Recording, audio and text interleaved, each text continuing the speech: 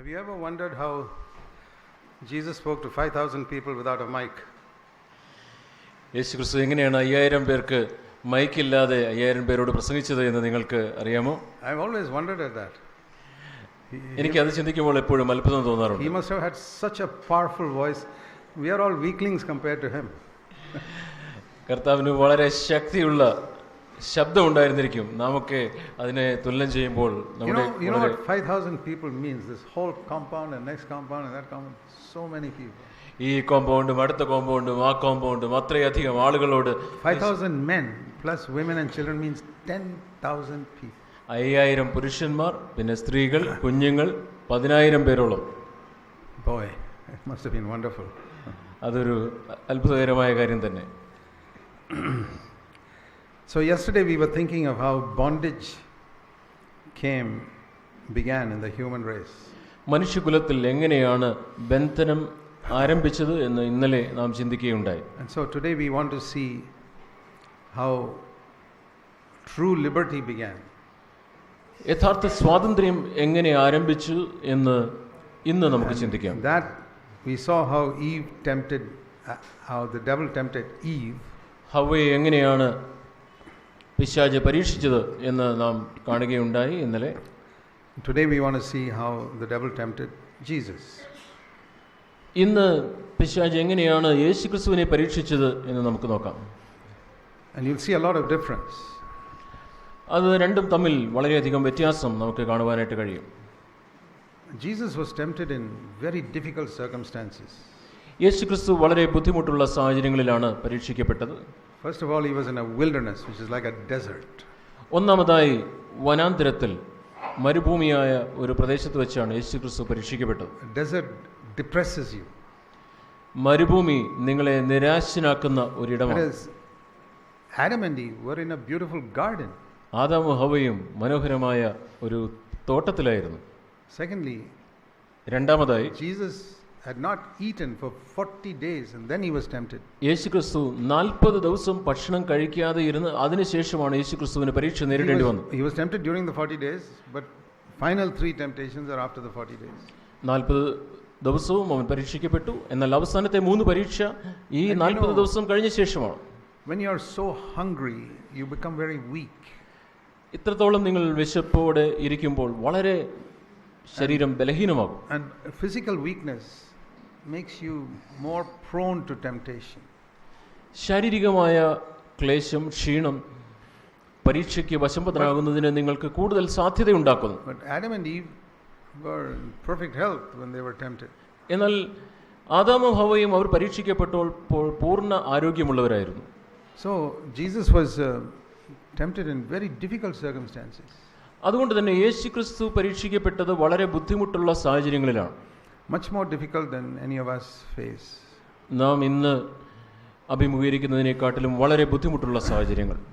The first thing I want you to see is in verse 1 of Matthew chapter 4. Mathai 4-ാം അധ്യായത്തിന്റെ 1-ാം വാക്യത്തിൽ ആദ്യമായിട്ട് നിങ്ങൾ കാണേണ്ടത് ഇതാണ്. That he was led by the Holy Spirit to be tempted. യേശുവിനെ ആത്മാവ് മരുഭൂമിയിലേക്ക് പിശാചിനാൽ പരീക്ഷിക്കപ്പെടുവാൻ നടത്തി. So the question comes, does the Holy Spirit lead us to be tempted? ആത്മാവ് നമ്മെ പരീക്ഷിക്കപ്പെടുവാനായിട്ട് നടത്തുമോ എന്നതാണ് ഒരു ചോദ്യം. Jesus taught us to pray, lead us not into temptation. പരീക്ഷയിൽ അകപ്പെടാതിരിക്കാനായിട്ട് ഞങ്ങളെ സഹായിക്കണമേ എന്ന് പ്രാർത്ഥിപ്പാനായിട്ട് കർത്താവ് നമ്മെ പഠിപ്പിച്ചു. How does the Holy Spirit lead Jesus into temptation? എന്നാൽ എങ്ങനെയാണ് പരിശുദ്ധാത്മാവ് യേശുക്രിസ്തുവിനെ പരീക്ഷയിലേക്ക് നടത്തുന്നത്? What it means is, don't lead me into temptation that is too strong for me. എൻ്റെ കഴിവിന് മീതെയുള്ള ഒരു പരീക്ഷയിലേക്ക് എന്നെ നടത്തരുതേ എന്നാണ് നാം പ്രാർത്ഥിക്കുന്നത്. Because it cannot be God's will that we are never tempted. നാം ഒരിക്കലും പരീക്ഷിക്കപ്പെടുകയില്ല, പരീക്ഷിക്കപ്പെടരുത് എന്നത് ദൈവത്തിന്റെ ഹിതമല്ല. Every person from Adam till Jesus was tempted. Adam മുതൽ യേശു വരെ എല്ലാ വ്യക്തികളും പരീക്ഷിക്കപ്പെട്ടു. God allowed it. ദൈവം അത് അനുവദിച്ചു. And we read God tested Abraham. ദൈവം എബ്രഹാമിനെ പരീക്ഷിച്ചു എന്ന് നാം വായിക്കുന്നു. God tests many people.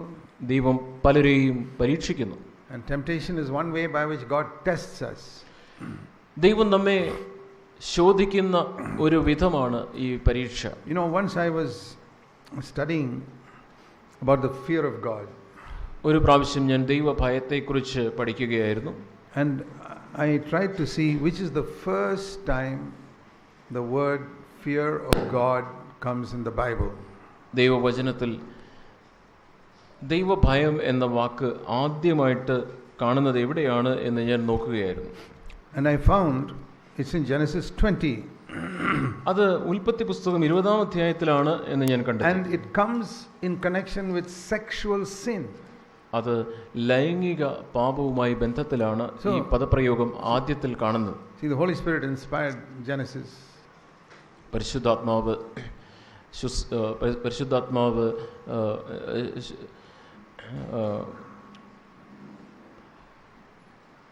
What is the word for inspired? All you Malayalam scholars. പരിശുദ്ധാത്മാവിന്റെ പ്രചോദനത്താൽ എഴുതിയ ദൈവവചനം through Moses. മോശയിലൂടെ. And he inspired Moses to write about the fear of God first in relation to sexual sin. ആദ്യമായി ദൈവഭയത്തെക്കുറിച്ച് ദൈവവചനത്തിൽ രേഖപ്പെടുത്തിയിരിക്കുന്നത് ഇവിടെ ഈ ലൈംഗിക പാപവുമായി ബന്ധപ്പെട്ടാണ്. You know, Abraham had gone with his wife to the land of the Negev. നെഗേവിലേക്ക് അവിടെ Abraham അവൻ്റെ ഭാര്യയോടൊപ്പം പോയ ഒരു സമയം. And when he was in Gerar, the king of Gerar took his wife because Abraham said, "It's my sister." അവൻ അവിടെ ഗെരാറിലായിരുന്നപ്പോൾ ആ ഗെരാറിലെ രാജാവ് അവളെ അവൻ്റെ കൊട്ടാരത്തിലേക്ക് എടുത്തു. But God spoke to that king at night and saying, "Don't touch her because somebody else's wife." രാത്രി ആ രാജാവിനോട് ദൈവം സംസാരിച്ചു, ഇത് മറ്റൊരുത്തൻ്റെ ഭാര്യയാണ്, അവളെ തുടരുത് എന്ന് പറഞ്ഞു. You know, even in the Old Testament, it is a very serious thing to touch another man's wife. മറ്റൊരു വ്യക്തിയുടെ ഭാര്യയെ തൊടുന്നത് പഴയ നിയമത്തിൽ പോലും വളരെ ഗൗരവമായ ഒരു പാപമായിരുന്നു. See what the Lord said. You, or Genesis 20 verse 3, you are a dead man because you're touching somebody else's wife. നീ 20 verse 3.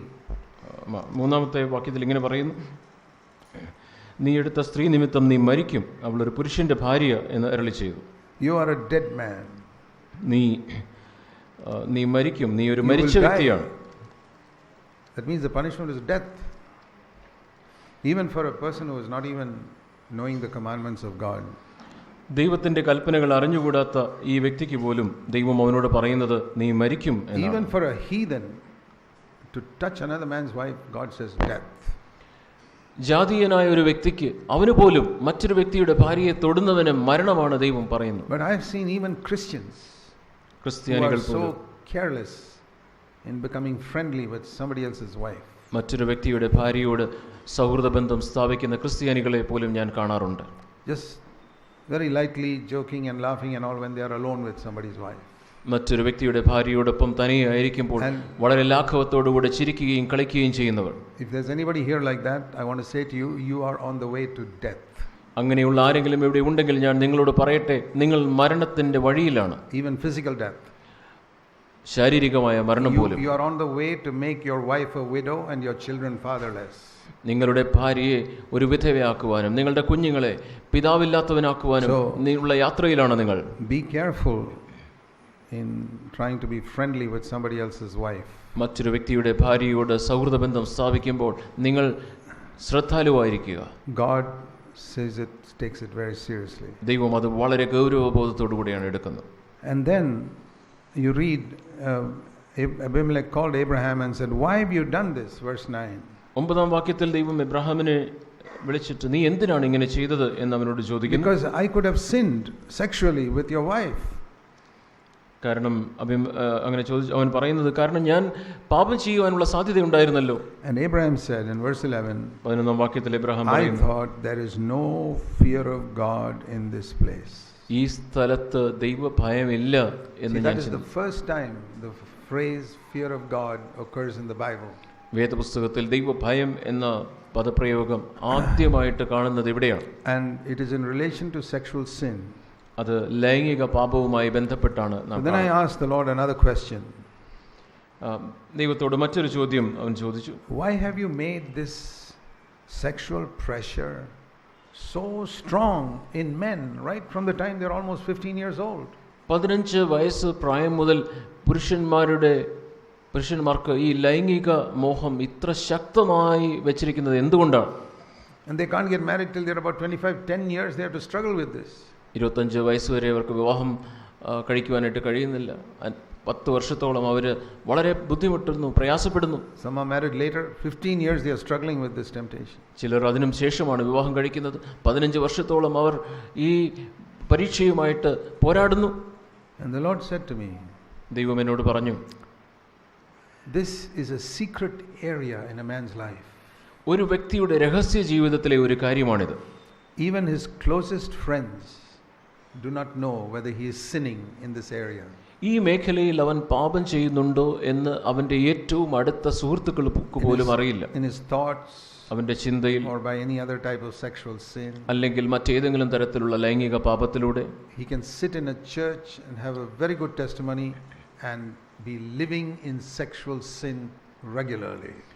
ഒരു സഭയിലിരുന്ന് നല്ല ഒരു സാക്ഷ്യമുള്ളപ്പോൾ തന്നെ തുടർമാനമായിട്ട് ലൈംഗിക പാപത്തിൽ തുടരുവാനായിട്ട് കഴിയും. I allow it to be a secret area because this is the area where I primarily test whether a man fears me or not. ഒരു വ്യക്തി എന്നെ ഭയപ്പെടുന്നോ ഇല്ലയോ എന്ന് ഞാൻ പ്രാഥമികമായിട്ടും പരീക്ഷിക്കുന്ന മേഖലയാണിത്. അതുകൊണ്ടാണ് ഞാനിത് അനുവദിക്കുന്നത്. So I want to say to all men especially, അതുകൊണ്ട് പ്രത്യേകിച്ച് ഞാൻ പുരുഷന്മാരോട് ഞാൻ പറയട്ടെ, if you are not faithful before God in this area, just say to yourself, I have no fear of God. നിങ്ങൾ ഈ മേഖലയിൽ ദൈവം മുമ്പാകെ വിശ്വസ്തരല്ലെങ്കിൽ നിങ്ങളോട് തന്നെ നിങ്ങൾ പറയുക, എനിക്ക് ദൈവ ഭയം ഇല്ല. And say that every day to yourself. ഓരോ ദിവസവും നിങ്ങളോട് തന്നെ പറയുക, I am sitting as a good brother in a CFC church, but I have no fear of God. ഞാൻ CFC സഭയിൽ ഒരു നല്ല സഹോദരനായിട്ട് ഞാൻ ഇരിക്കുന്നു, എന്നാൽ എനിക്ക് ദൈവ ഭയമില്ല. I am a married man, but I have no fear of God. ഞാൻ വിവാഹിതനായ ഒരു വ്യക്തിയാണ്, എന്നാൽ എനിക്ക് ദൈവ ഭയമില്ല. After you say that to yourself 100 times, maybe you will begin to take it seriously. 100 പ്രാവശ്യം നിങ്ങൾ അത് പറഞ്ഞ ശേഷം ഒരുപക്ഷെ നിങ്ങൾ ഈ പാപത്തെ ഗൗരവമായിട്ട് എടുത്തേക്കാം. Because there are a lot of people who don't take it seriously. അനേക ആളുകൾ ഈ പാപം ഗൗരവമായിട്ട് എടുക്കാറില്ല. They just think that because they are accepted in a church, they are okay. ഒരു സഭയിൽ അവർക്ക് അംഗീകാരം ഉള്ളതുകൊണ്ട് കാര്യങ്ങളെല്ലാം ശരിയാണ് എന്ന് അവർ ചിന്തിക്കുന്നു. Imagine this heathen king felt so scared when God said to him. ദൈവം അവനോട് പറഞ്ഞപ്പോൾ ഈ ജാതീയനായ രാജാവിന് പോലും വളരെ ഭയം തോന്നി. And he immediately restored the wife to Abraham. ഉടനെ തന്നെ എബ്രഹാമിന്റെ ഭാര്യയെ എബ്രഹാമിന് അവൻ തിരിച്ചേൽപ്പിച്ചു. Do you have at least that much fear as king of this Abimelech? ഈ അബിമേലെക്ക് എന്ന അവിടുത്തെ ഈ രാജാവിന്റെ അത്രയെങ്കിലും ദൈവഭയം നിങ്ങൾക്കുണ്ടോ? The fear of God is the beginning of wisdom. യഹോവ ഭക്തി, ദൈവഭയമാണ് ജ്ഞാനത്തിന്റെ ആരംഭം.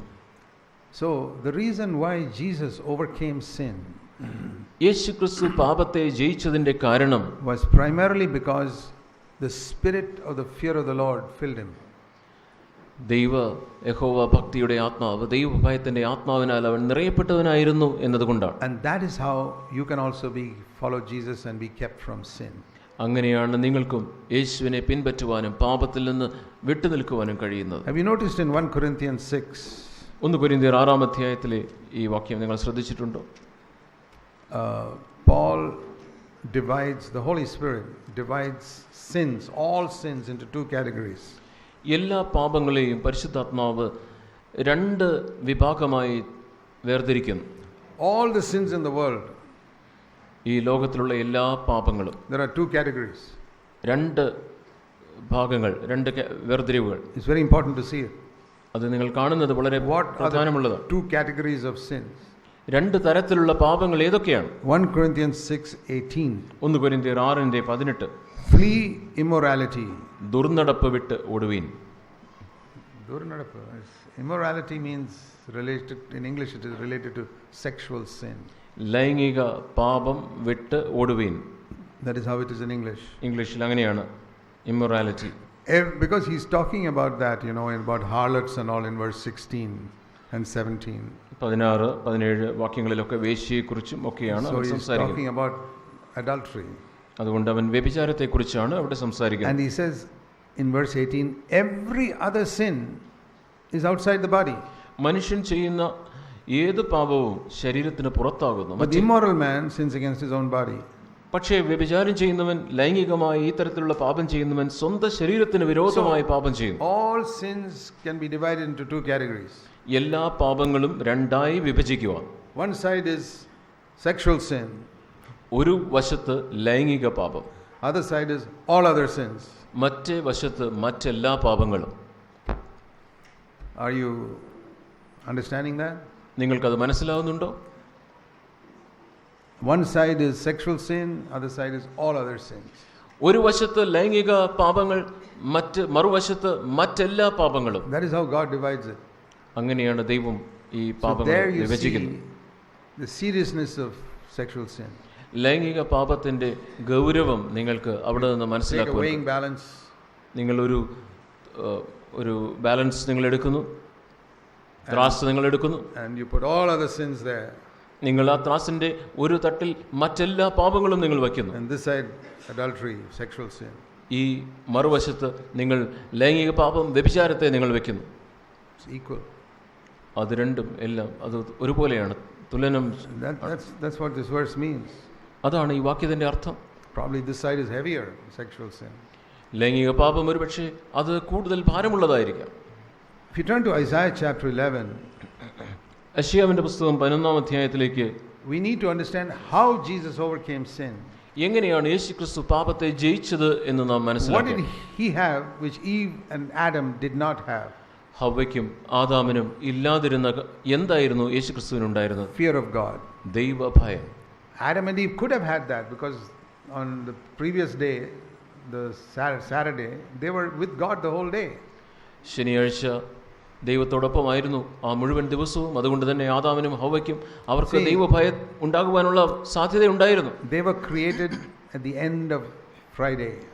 വെള്ളിയാഴ്ചയുടെ അവസാനം ആണ് അവരെ ദൈവം And സൃഷ്ടിച്ചത്. then Saturday, they spent the whole day with God. ശനിയാഴ്ച മുഴുവനും ദൈവത്തോടൊപ്പം അവർ ചെലവഴിച്ചു. The devil never came there. പിശാച് അവിടെ വന്നില്ല. On Sunday, they went into the garden. ഞായറാഴ്ച അവർ തോട്ടത്തിലേക്ക് പോയി. And immediately they sinned.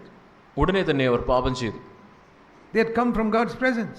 ദൈവ സാന്നിധ്യത്തിൽ നിന്നുമാണ് അവർ വന്നത്. The whole day in God's presence. ആ ദിവസം മുഴുവൻ ദൈവത്തിന്റെ സാന്നിധ്യത്തിലായിരുന്നു. Like, you can spend 3 days in a conference in God's presence.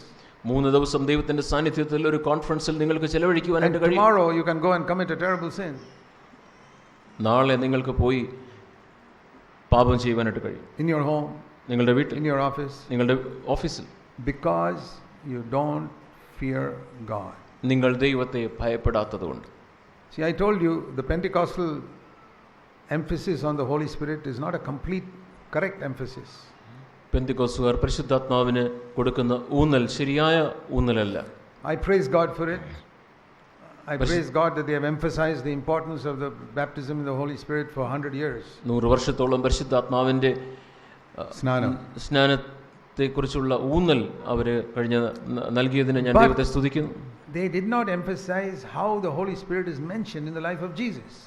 എന്നാൽ യേശുക്രിസ്തുവിന്റെ ജീവിതത്തിൽ പരിശുദ്ധാത്മാവിന്റെ പ്രവർത്തനം എങ്ങനെയായിരുന്നു എന്നതിനെക്കുറിച്ച് അവർ പരാമർശിക്കുന്നു. Jesus as our example. യേശുക്രിസ്തുവിനെ നമ്മുടെ മാതൃകയായിട്ട് അവർ കാണിക്കുന്നില്ല. That is the difference between what we say.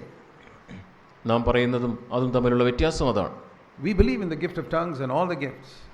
അന്യഭാഷ വരത്തിലും മറ്റെല്ലാ വരത്തിലും നാം വിശ്വസിക്കുന്നു. We pray for healing and we have seen as many healings as Pentecostals see in their church also. സൗഖ്യത്തിനായിട്ട് നാം നമ്മുടെ സഭകളിൽ പ്രാർത്ഥിക്കാറുണ്ട്. പെന്തിക്കോസ്ത് സഭകളിൽ അവർ കാണുന്നത് പോലെയുള്ള സൗഖ്യങ്ങൾ നമ്മുടെ സഭകളിൽ നാം കാണാറുമുണ്ട്. I mean, in Bangalore we've even seen a couple of cases which is almost close to raising the dead. മരിച്ചവരെ ഉയർപ്പിക്കുന്നത് പോലെയുള്ള ചില പ്രത്യേക സാഹചര്യങ്ങൾ പോലും ഞങ്ങൾ ബാംഗ്ലൂരിൽ കണ്ടിട്ടുണ്ട്. People who were on the verge of death, God has brought them back. മരണത്തിന്റെ വക്കിൽ നിന്നിരുന്ന ചില ആളുകളെ ദൈവം ജീവനിലേക്ക് തിരികെ കൊണ്ടുവന്നു. In answer to prayer. പ്രാർത്ഥനയ്ക്ക് മറുപടിയായി. We don't talk about it because that is not our main message. നാം അതിനെക്കുറിച്ച് നാം സംസാരിക്കാറില്ല, കാരണം അതല്ല നമ്മുടെ പ്രധാനപ്പെട്ട സന്ദേശം. We cast out numerous demons just like any Pentecostals, but we don't talk about that. ഏത് പെന്തിക്കോസ്തുകാരെ പോലെയും അനേകം പിശാച് ബാധിച്ച ആളുകളെ നാം സ്വതന്ത്രരാക്കിയിട്ടുണ്ട്. പക്ഷെ നാം അതിനെക്കുറിച്ച് സംസാരിക്കാറില്ല. Because Jesus said in Luke 10, don't glory that the demons are subject to you. പിശാചുക്കൾ നിങ്ങൾക്ക് കാൽക്കീഴിലാകുന്നു എന്നതുകൊണ്ട് നിങ്ങൾ മഹത്വം എടുക്കേണ്ട എന്ന് കർത്താവ് പറഞ്ഞല്ലോ. Rejoice that your names are written in heaven, and that's what we talk about. നിങ്ങളുടെ പേര് സ്വർഗ്ഗത്തിൽ എഴുതിയിരിക്കുന്നു എന്നുള്ളതിൽ നിങ്ങൾ സന്തോഷിക്കുക. അതിനെക്കുറിച്ചാണ് നാം സംസാരിക്കാറുള്ളത്. So Jesus is our example. യേശു ക്രിസ്തുവാണ് നമ്മുടെ മാതൃക. That's why we don't believe in pushing people down, because like these Pentecostal pastors, because Jesus never pushed anybody down. യേശു ക്രിസ്തു ആരെയും തള്ളി താഴെയിടാറില്ല. അതുകൊണ്ടാണ് നാം ആരെയും തള്ളി താഴെയിടാത്തത്. Like these people do in the pastors do. ഈ പാസ്റ്റർമാർ, പെന്തക്കോസ്ത് പാസ്റ്റർമാർ ചെയ്യുന്നത് പോലെ. So what is the experience that Jesus had of the Holy Spirit? പരിശുദ്ധാത്മാവിനെ കുറിച്ചുള്ള പരിശുദ്ധാത്മാവിന്റെ യേശുക്രിസ്തുവിന്റെ അനുഭവം എന്തായിരുന്നു? Whenever you are in doubt about the Holy Spirit's ministry, look at Jesus. പരിശുദ്ധാത്മാവിന്റെ പ്രവർത്തനത്തെക്കുറിച്ച് നിങ്ങൾക്ക് എപ്പോഴെങ്കിലും സംശയമുണ്ടാകുമ്പോൾ യേശുക്രിസ്തുവിന്റെ ജീവിതത്തെ നിങ്ങൾ ശ്രദ്ധിക്കുക. He was perfectly spirit-filled, but he never spoke in tongues. അവൻ ആത്മാവിൽ നിറഞ്ഞവനായിരുന്നു, പക്ഷേ അവൻ അന്യഭാഷയിൽ സംസാരിച്ചില്ല. Why? എന്തുകൊണ്ട്? Because his mind was so clear he could communicate with the Father without any other language. യേശുക്രിസ്തുവിന്റെ മനസ്സ് വളരെ ശുദ്ധമായിരുന്നു. അതുകൊണ്ട് തന്നെ ദൈവത്തോട് മറ്റൊരു ഭാഷയുടെ ആവശ്യമില്ലാതെ തുടർമാനമായിട്ട് ബന്ധപ്പെടുവാൻ യേശുക്രിസ്തുവിന് കഴിയുമായിരുന്നു. Speaking in tongues is a gift given to us because of the limitation of our mind. നമ്മുടെ മനസ്സിന്റെ കുറവ് നികത്തുവാൻ വേണ്ടിയാണ് നമുക്ക് അന്യഭാഷ വരം ദൈവം നൽകിയിരിക്കുന്നത്. That's why we'll never speak in tongues in heaven. അതുകൊണ്ടാണ് നാം സ്വർഗ്ഗത്തിൽ പോകുമ്പോൾ അന്യഭാഷയിൽ നാം സംസാരിക്കുകയില്ല. So the clearer our mind comes into fellowship with God, we won't need tongues so much. നമ്മുടെ മനസ്സ് കൂടുതൽ കൂടുതൽ വ്യക്തതയോടെ ദൈവവുമായിട്ടുള്ള കൂട്ടായ്മയിലേക്ക് വരുമ്പോൾ നമുക്ക് അന്യഭാഷയുടെ ആവശ്യം ഇല്ല.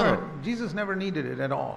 യേശുക്രിസ്തുവിന് അത് ആവശ്യമേ ഇല്ലായിരുന്നു. But what does the Spirit emphasize? What does the Spirit manifest itself in Jesus' life? എന്നാൽ യേശുക്രിസ്തുവിന്റെ മേൽ വ്യാപരിച്ചിരുന്ന ആത്മാവ് എപ്രകാരമുള്ളതായിരുന്നു? In Revelation read about the seven spirits or the sevenfold Holy Spirit. വെളിപ്പാട് പുസ്തകത്തിൽ 7 മടങ്ങ് പരിശുദ്ധാത്മാവിനെ കുറിച്ച് 7 ആത്മാക്കളെ കുറിച്ച് നാം വായിക്കുന്നു. Those 7 were on Jesus. ആ 7 ആത്മാക്കൾ യേശുവിന്റെ മേലുണ്ടായിരുന്നു. 7 spirits, but 7 characteristics of the Holy Spirit. പരിശുദ്ധാത്മാവിന്റെ 7 സ്വഭാവ വിശേഷങ്ങൾ യേശുവിന്റെ മേലുണ്ടായിരുന്നു. Isaiah 11 verse 2. യെശയ്യാവ് 11-ാം അധ്യായം 2-ാം വാക്യം. You see all 7 listed here. ഇവിടെ ആ 7 പരിശുദ്ധാത്മാവിന്റെ വിശേഷങ്ങളും ഇവിടെ Number 1. He is ഒന്നാം called the Spirit of Jehovah. യഹോവയുടെ ആത്മാവ് എന്നാണ് ഇവിടെ ആദ്യമായിട്ട് പറയുന്നത്. Second, 2 Spirit of wisdom. ജ്ഞാനത്തിന്റെ ആത്മാവ്. Third, the Spirit of understanding. വിവേകത്തിന്റെ ആത്മാവ്. 3-ാമത്. Fourth, the Spirit of counsel. ആലോചനയുടെ ആത്മാവ്. 4. No, to give advice to other people. മറ്റുള്ളവർക്ക് ആലോചന. And the Spirit of strength. ബലത്തിന്റെ ആത്മാവ്. And the Spirit of knowledge means knowledge of God. പരിജ്ഞാനത്തിന്റെ ആത്മാവ്, ദൈവ പരിജ്ഞാനത്തിന്റെ ആത്മാവ്. And seventhly, the Spirit of the fear of the Lord. 7-ാമതായി യഹോവ ഭക്തിയുടെ ആത്മാവ്. So the Holy Spirit filled Jesus with a fear of his heavenly Father as a man. ഒരു മനുഷ്യനായി ഭൂമിയിൽ ഉണ്ടായിരുന്നപ്പോൾ തന്റെ സ്വർഗ്ഗസ്ഥനായ പിതാവിനോടുള്ള ഒരു ഭയം യേശുക്രിസ്തുവിനെ നിറച്ചു. And out of all these 7, the Holy Spirit emphasizes one in the next verse. എന്നാൽ ഈ അടുത്ത വാക്യത്തിൽ ഈ 7-ൽ ഒരു സ്വഭാവ വിശേഷത്തെ കൂടുതൽ ഊന്നി പറയുന്നു. Jesus will delight in the fear of the Lord. അവന്റെ പ്രമോദം യഹോവ ഭക്തിയിലായിരിക്കും. And because he delights in the fear of the Lord, അവൻ യഹോവ ഭക്തിയിൽ പ്രമോദിക്കുന്നതുകൊണ്ട് he will not judge by what his eyes see, അവൻ കണ്ണുകൊണ്ട് കാണുന്നത് പോലെ ന്യായപാലനം ചെയ്യുകയില്ല, or by what his ears hear, ചെവി കൊണ്ട് കേൾക്കുന്നത് പോലെ വിധിക്കുകയില്ല. But with righteousness, that means by the inner witness of the Holy Spirit, he will make a decision. എന്നാൽ നീതിയോടെ ആന്തരികമായ ആത്മാവിന്റെ സാക്ഷ്യത്തിന് അനുസരണമായിട്ട് അവൻ തീരുമാനങ്ങൾ എടുക്കും. And so I remember when the Lord spoke to me from this verse. ഈ വാക്യത്തിലൂടെ ദൈവം എന്നോട് സംസാരിച്ചപ്പോൾ ഞാൻ ഓർക്കുന്നു. What the Lord said was, from the time of your birth, all your life, all the decisions you have made are based on what you saw or read and what you heard. പരിശുദ്ധാത്മാവ് ഈ വാക്യത്തെക്കുറിച്ച് ഞാൻ ചിന്തിച്ചപ്പോൾ എന്നെ ഉണർത്തിയത് ഇപ്രകാരമാണ്: നീ ജനിച്ചതു മുതൽ നീ എടുത്ത എല്ലാ തീരുമാനങ്ങളും നീ കണ്ടതുകൊണ്ട്, നീ നോക്കിയതുകൊണ്ട്, നീ കേട്ടതുകൊണ്ട് അതിനെ ആസ്പദമാക്കിയാണ് നീ തീരുമാനമെടുത്തത്. And what you read. നീ വായിച്ചതിനെ ആസ്പദമാക്കിയാണ് നീ തീരുമാനമെടുത്തത്. In other words, by input through your eyes and input through your ears. അല്ലെങ്കിൽ നിന്റെ കണ്ണുകളിലൂടെ നീ എന്ത് കണ്ടു, നീ ചെവികളിലൂടെ എന്ത് കേട്ടു എന്നതിനെ ആസ്പദമാക്കിയാണ് നീ തീരുമാനമെടുത്തത്. What did you read? നീ എന്ത് വായിച്ചു? What did you see? നീ എന്ത് കണ്ടു? What did you hear? നീ എന്ത് കേട്ടു?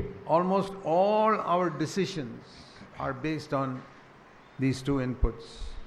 നമ്മുടെ എല്ലാ തീരുമാനങ്ങളും, മിക്കവാറും എല്ലാ തീരുമാനങ്ങളും എന്ത് കണ്ടു, എന്ന് കേട്ടു എന്നതിന്റെ And ആസ്പദമാക്കിയാണ്. what we read. നാം എന്ത് വായിച്ചു എന്നതിനെ. So now the Lord said, you must not make decisions on those two inputs. ഇപ്പോൾ ദൈവം പറയുന്നു, നീ എന്ത് കണ്ടു കേട്ടു എന്നതിനെ ആസ്പദമാക്കിയല്ല നീ തീരുമാനങ്ങൾ എടുക്കേണ്ടത്. You must see and you must hear. നീ കാണണം, നീ കേൾക്കണം. But after getting that information, you must process it through the Holy Spirit. നീ കണ്ടതിന് ശേഷം, കേട്ടതിന് ശേഷം, നിനക്ക് ആ വിവരം കിട്ടിയതിനു ശേഷം നീ പരിശുദ്ധാത്മാവിനാൽ ആ കാര്യങ്ങളെ നീ വിലയിരുത്തണം. When you're considering marriage, നീ വിവാഹത്തെക്കുറിച്ച് ചിന്തിക്കുമ്പോൾ you see a person, നീ ഒരു വ്യക്തിയെ കാണുന്നു, you read the person's information, ആ വ്യക്തിയുടെ വിവരങ്ങൾ നീ വായിക്കുന്നു, you hear her when you talk to her, നീ സംസാരിക്കുമ്പോൾ നീ ആ വ്യക്തിയെ കേൾക്കുന്നു, or you talk to him. അല്ലെങ്കിൽ നീ അവനോട് സംസാരിക്കുന്നു. Don't make a decision. ഉടനെ ഒരു തീരുമാനം എടുക്കാതിരിക്കുക. Process it through the Holy Spirit. പരിശുദ്ധാത്മാവിന്റെ സഹായത്തോടെ അതിനെ വിലയിരുത്തുക. In the fear of God. ദൈവഭയത്തിൽ കാര്യങ്ങളെ വിലയിരുത്തുക. Then come to a decision. അതിനെ തുടർന്ന് ഒരു തീരുമാനത്തിലേക്ക് വരിക. When you're considering a job, അല്ലെങ്കിൽ നിങ്ങൾ ഒരു ജോലി തിരഞ്ഞെടുക്കും, you read about it, നിങ്ങൾ അതിനെക്കുറിച്ച് വായിക്കുക, you look and observe where it is going to be, നിങ്ങൾ നോക്കുക അത് എവിടെയാണ് എന്ന് നിങ്ങൾ you hear about input about it, നിങ്ങളുടെ ജോലിയെക്കുറിച്ച് മറ്റുള്ളവരിൽ നിന്ന് വിവരങ്ങൾ ശേഖരിക്കുക. then process it through the Holy Spirit. അതിനെ തുടർന്ന് പരിശുദ്ധാത്മാവിനാൽ ആ കാര്യങ്ങളെ വിലയിരുത്തുക. What church you should join, നിങ്ങൾ ഏത് സഭയിലാണ് ചേരേണ്ടത്, see, hear and process and then decide. നിങ്ങൾ കാണുക, കേൾക്കുക, കാര്യങ്ങളെ വിലയിരുത്തുക, അതിനുശേഷം നിങ്ങൾ തീരുമാനിക്കുക. Thank you.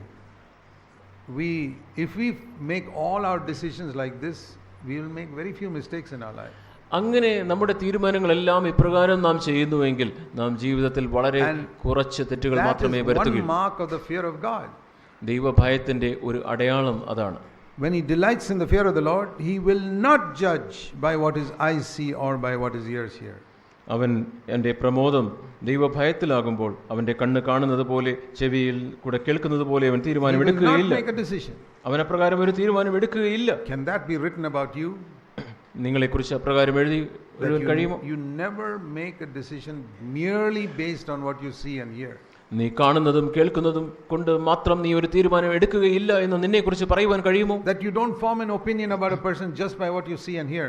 നീ കാണുകയും കേൾക്കുകയും ചെയ്യുന്ന ആ കാര്യം കൊണ്ട് മാത്രം നീ ഒരു വ്യക്തിയെക്കുറിച്ച് നീ ഒരു ധാരണയിൽ എത്തുകയില്ല. Take it before God and say, Lord, give me a peace in my heart if this is your will.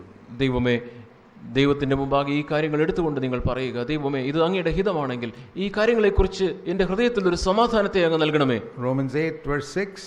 റോമലേഖനം 8:6. Very important verse. വളരെ പ്രധാനപ്പെട്ട ഒരു വാക്യം. How to know the mind of the Holy Spirit. എങ്ങനെയാണ് പരിശുദ്ധാത്മാവിന്റെ മനസ്സ് അറിയുക? Romans 8:6. റോമലേഖനം 8:6. This is the verse that has guided me for many years. അനേക വർഷങ്ങൾ എന്നെ നയിച്ച ഒരു വചനം. The mind of the Spirit is life and peace.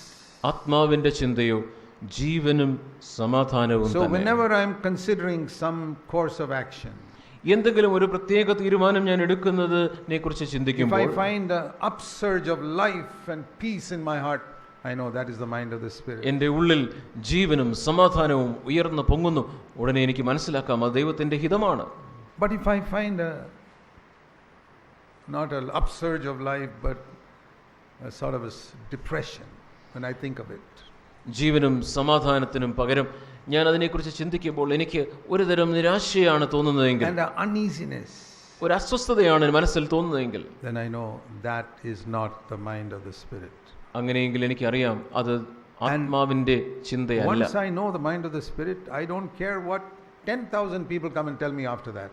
ആത്മാവിന്റെ ചിന്ത എന്താണ് എന്ന് എനിക്ക് മനസ്സിലായി കഴിഞ്ഞാൽ മറ്റ് 10,000 ആളുകൾ അതിന് വിപരീതമായിട്ട് എന്നോട് പറഞ്ഞാലും എനിക്ക് സാരമില്ല. That is how we have planted different churches of CFC in different places. പല സ്ഥലങ്ങളിൽ CFCയുടെ വ്യത്യസ്തമായ സഭകൾ നാം സ്ഥാപിച്ചത് അപ്രകാരമാണ്. If we had listened to the advice of all the other pastors and preachers, there would be nothing today. മറ്റ് പാസ്റ്റർമാരുടെയും പ്രസംഗകരുടെയും ഒക്കെ അഭിപ്രായം ഞങ്ങൾ കേട്ടിരുന്നെങ്കിൽ ഇത് സാധ്യമാകുമായിരുന്നില്ല. So when we listen to the Holy Spirit, there will be peace in our heart. പരിശുദ്ധാത്മാവിനെ നാം ശ്രദ്ധിക്കുമ്പോൾ നമുക്ക് നമ്മുടെ ആത്മാവിൽ സമാധാനമുണ്ടാവും. Another verse, Isaiah 50. യെശയ്യാവ് 50-ാം അധ്യായം. I'm trying to tell you how Jesus lived his daily life, how he overcame temptation. യേശുക്രിസ്തു എങ്ങനെയാണ് തന്റെ ദൈനംദിന ജീവിതം നയിച്ചത്, എങ്ങനെയാണ് യേശുക്രിസ്തു പാപത്തെ ജയിച്ചത് എന്ന് ഞാൻ നിങ്ങൾക്ക് പറഞ്ഞു തരികയാണ്. Here it tells us how Jesus lived every day. യേശുക്രിസ്തു എങ്ങനെയാണ് തന്റെ ഓരോ ദിവസവും അവൻ ജീവിച്ചത് എന്ന് നാം ഇവിടെ വായിക്കുന്നു. The middle of verse 4. 4-ാം വാക്യത്തിന്റെ മധ്യഭാഗം യേശുക്രിസ്തുവിനെ കുറിച്ച് ഇങ്ങനെ Lord God wakens me morning by morning and wakens my ear to listen as a disciple.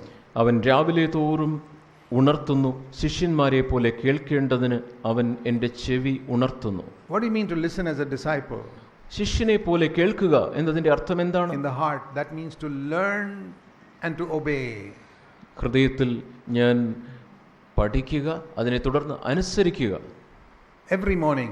എല്ലാ രാവിലെയും. So it doesn't mean I just have a quiet time for half an hour in the morning. That's not the meaning. രാവിലെ അരമണിക്കൂർ ഞാൻ ഒരു quiet time എടുക്കുന്നു എന്നല്ല അതിന്റെ അർത്ഥം. When I wake up in the morning, ഞാൻ രാവിലെ എഴുന്നേൽക്കുമ്പോൾ, I'm not only aware of my surroundings when I wake up.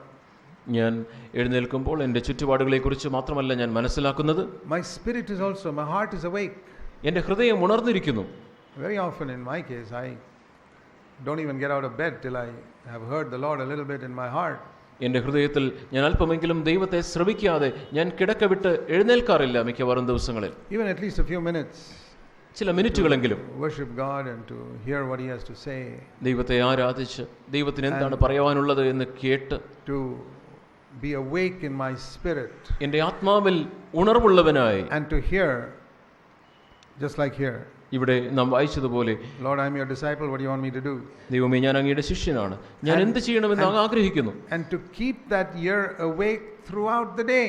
ആ ഉണർത്തപ്പെട്ട ചെവി ദിനംതോറും ദിവസത്തിന്റെ മുഴുവൻ സമയങ്ങളിലും അത് ഉണർന്നു തന്നെ ഇരിക്കുകയാണെങ്കിൽ, you don't have to be thinking about it all the time, but just like you keep a cell phone on all the time, suddenly it'll ring. It's like that, keeping this on all the time. നിങ്ങളുടെ cellphone നിങ്ങൾ എപ്പോഴും അത് switch on മോഡിൽ വെച്ചിരിക്കുന്നു, പെട്ടെന്ന് അത് അടിച്ചെന്ന് വരാം. അതുപോലെ നിങ്ങളുടെ ചെവി നിങ്ങൾ തുറന്നിരിക്കുക, ദൈവത്തിന്റെ ശബ്ദം നിങ്ങളുടെ ഇടയിൽ കേൾക്കും. You don't turn off the cell phone, you don't turn off the voice in your heart either. നിങ്ങളുടെ സെൽഫോൺ നിങ്ങൾ ഓഫ് ചെയ്യാത്തതുപോലെ നിങ്ങളുടെ ഹൃദയത്തിലെ ആത്മാവിന്റെ തുറവി നിങ്ങൾ അടച്ചു കളയാതിരിക്കുന്നു. You don't have to keep the phone to the ear 24 hours. എപ്പോഴും 24 മണിക്കൂറും നിങ്ങൾ ഫോൺ ചെവിയിൽ പിടിക്കേണ്ട ആവശ്യമില്ല. If there's a message, it'll ring. നിങ്ങൾ അവിടെ ഓണാക്കി വെച്ചാൽ മതി, മെസ്സേജ് അവിടെ വരും. And if the Lord has to speak to you somewhere in the middle of the day, you're awake, you'll hear what the Lord is saying. നിങ്ങൾക്ക് ദിവസത്തിന്റെ മധ്യഭാഗത്ത് എപ്പോഴെങ്കിലും ദൈവത്തിന് നിങ്ങളോട് സംസാരിക്കുവാനുണ്ടെങ്കിൽ നിങ്ങളുടെ ചെവി ഉണർന്നിരിക്കുന്നുവെങ്കിൽ ദൈവത്തിന്റെ സന്ദേശം അവിടെ കടന്നു വരും. This is the way a disciple of Jesus must live every day. ഓരോ ദിവസവും യേശുക്രിസ്തുവിന്റെ ശിഷ്യൻ ജീവിക്കേണ്ട വിധം ഇങ്ങനെയാണ്. The spirit of the fear of the Lord will keep you awake to the fear of God all the time. ദൈവഭയത്തിന്റെ ആത്മാവ് ദൈവശബ്ദത്തിനായി എപ്പോഴും നിങ്ങളുടെ കാതുകളെ തുറന്നിരിക്കും. And when temptation comes, he'll prepare you for it. പരീക്ഷ നിങ്ങൾ കടന്നു വരുമ്പോൾ ആ പരീക്ഷയെ നേരിടുവാനായിട്ട് ആത്മാവ് നിങ്ങളെ ഒരുക്കും. He will show you the path of the fear of the Lord and every other path that you must avoid. നിങ്ങൾക്ക് ദൈവഭയത്തോടെ നിങ്ങൾ തിരഞ്ഞെടുക്കേണ്ട ആ വഴി ഏതാണ് എന്ന് അവൻ കാണിച്ചു തരും. നിങ്ങൾ ഒഴിവാക്കേണ്ട മറ്റെല്ലാ വഴികളും ഏതാണെന്ന് അവൻ പറഞ്ഞു തരും.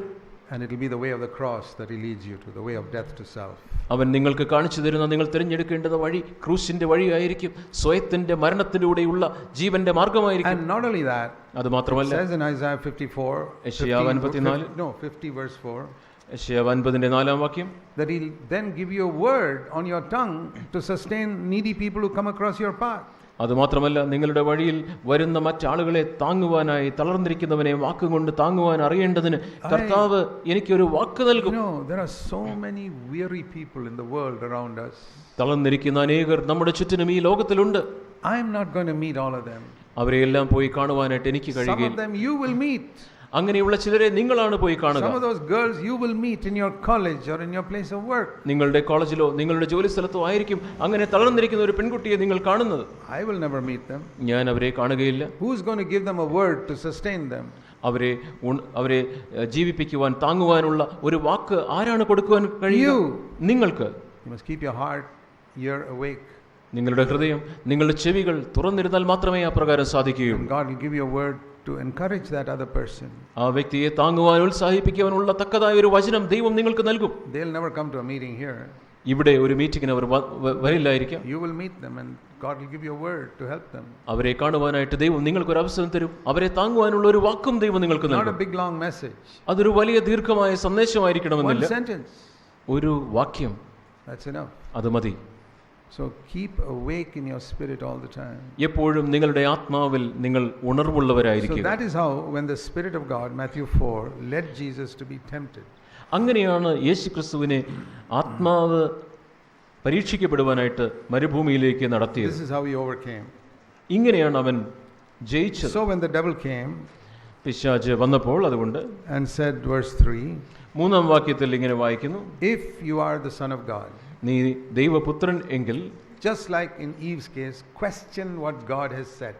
ഹവ്വ ചെയ്തതുപോലെ ദൈവം പറഞ്ഞ കാര്യത്തെ നീ ചോദ്യം ചെയ്യുക. No, what the devil told Eve. പിശാച് എന്താണ് ഹവ്വയോട് പറഞ്ഞത് എന്നറിയാം. Same way. അതുപോലെ തന്നെ, has God said that you should not eat of this tree? ഈ വൃക്ഷത്തിൽ നിന്ന് നീ ഭുജിക്കരുത് എന്ന് ദൈവം നിന്നോട് കൽപ്പിച്ചിട്ടുണ്ടോ? Same thing here. ഇവിടെ ഇത് അത് തന്നെ. God has said in chapter 3 verse 17, this is my beloved son. ഇവൻ എൻ്റെ പ്രിയപുത്രൻ എന്ന് 3-ാം അധ്യായം 17-ാം വാക്യത്തിൽ പറഞ്ഞിട്ടുണ്ട്. At the baptism. അവന്റെ സ്നാനത്തിന്റെ സമയത്ത് So പറഞ്ഞിട്ടുണ്ട്. what devil is saying is, has God said you are the son of God? ദൈവം നീ മനുഷ്യപുത്രനാണെന്ന് ദൈവം വാസ്തവമായിട്ട് പറഞ്ഞിട്ടുണ്ടോ? That is the question. Same question as to Eve. ഹവ്വയോട് ചോദിച്ച അതേ ചോദ്യം. Whatever God says, he'll question that. ദൈവം പറഞ്ഞ കാര്യങ്ങളെ അതുപോലെ ചോദ്യം ചെയ്യുക. God says you are my beloved son. Has he really said that? നീ അവന്റെ പ്രിയപുത്രനാണെന്ന് ദൈവം പറഞ്ഞു. അവൻ യഥാർത്ഥത്തിൽ അങ്ങനെ പറഞ്ഞിട്ടുണ്ടോ? He'll make you doubt it also. നിന്നെയും അപ്രകാരം സംശയത്തിലേക്ക് കൊണ്ടുപോകുവാൻ പിശാച് ശ്രമിക്കും. John 1:12 says, as many as received Christ, he gave them the authority to be the children of God. അവനെ സ്വീകരിച്ചവർക്ക് കൈക്കൊണ്ടവരെല്ലാം ദൈവമക്കളാണ് എന്ന് യോഹന്നാൻ 1-ാം അധ്യായത്തിൽ നാം വായിക്കുന്നു. Verse 12. 12-ാം വാക്യം. So he will question that. അത് അവൻ ചോദ്യം ചെയ്യും. Did you really accept Jesus Christ day before yesterday? മിനിഞ്ഞാന്ന് നീ യഥാർത്ഥത്തിൽ യേശുക്രിസ്തുവിനെ രക്ഷകനായി സ്വീകരിച്ചുവോ? Are you a child of God? നീ അവന്റെ ഒരു മകനാണോ? Don't listen to him. അവന്റെ ശബ്ദം നിങ്ങൾ ശ്രവിക്കരുത്. John 1:12 says, I am a child of God. യോഹന്നാൻ 1:12 പറയുന്നു, ഞാൻ ദൈവ മകനാണ്, ദൈവ മകളാണ്. John 6:37 says, he will never reject me if I come to him. യോഹന്നാൻ 6:37 പറയുന്നു, നിന്റെ അടുക്കൽ ഞാൻ വന്നാൽ നീ എന്നെ തള്ളിക്കളയുകയില്ല. 1 John 1:9 says, if I confess my sins, he forgives me immediately. 1 യോഹന്നാൻ 1:7 നാം വായിക്കുന്നു. 1 John 1:9. 1 യോഹന്നാൻ 1:9 നാം വായിക്കുന്നു, ഞാൻ എൻ്റെ പാപങ്ങളെ ഏറ്റുപറഞ്ഞാൽ അവൻ എൻ്റെ പാപങ്ങളെ ക്ഷമിക്കും. And Hebrews 8:12 says, he will not remember my sins anymore. എബ്രായ ലേഖനം 8-ാം അധ്യായത്തിന്റെ 12-ാം വാക്യത്തിൽ നാം വായിക്കുന്നു, എൻ്റെ പാപങ്ങളെ അവൻ ഓർക്കുകയില്ല. So that's the way to drive the devil away. അങ്ങനെയാണ് അവൻ പിശാചിനെ ഓടിച്ചുകളഞ്ഞത്. Remember, if he came to Jesus questioning what God said, he will come to you questioning what God said. ദൈവം പറഞ്ഞ കാര്യത്തെ ചോദ്യം ചെയ്തുകൊണ്ട് യേശുക്രിസ്തുവിന്റെ അടുത്ത് പിശാച് ചെന്നുവെങ്കിൽ നിങ്ങളുടെ അടുത്തേക്ക് ദൈവത്തിന്റെ വാഗ്ദത്തങ്ങളെ ചോദ്യം ചെയ്തുകൊണ്ട് അവൻ വരും. If you are the son of God, നീ ദൈവപുത്രൻ എങ്കിൽ you have power. നിനക്ക് ശക്തിയുണ്ട്. Use that power to get something for yourself. ആ ശക്തി ഉപയോഗിച്ച് നിനക്കായിട്ട് എന്തെങ്കിലും നീ സ്വായത്തമാക്കുവാൻ ശ്രമിക്കുക. You can use it. നിനക്കത് ഉപയോഗിക്കാമല്ലോ. Turn these stones into bread. Other people can't do it, but you can do it.